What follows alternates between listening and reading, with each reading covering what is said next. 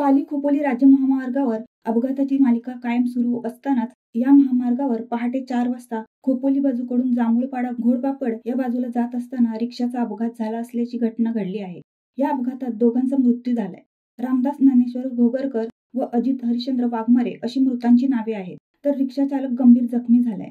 या अपघाती दुर्घटनेने घोडपापड गावावर शोककळा पसरली। रिक्षाचा अपघात नेमका कसा झाला याबाबत अद्याप कोणतेही कारण स्पष्ट झालेले नाहीये। मात्र नातेवाईकांनी रिक्षाला अज्ञात वाहनाने धडक देऊन रिक्षाचा चुराडा झाला असल्याचे म्हटले आहे। या घटनेबाबत पोलिसांनी अपघाताचा योग्य तो तपास करावा अशी मागणी नातेवाईकांनी केली आहे।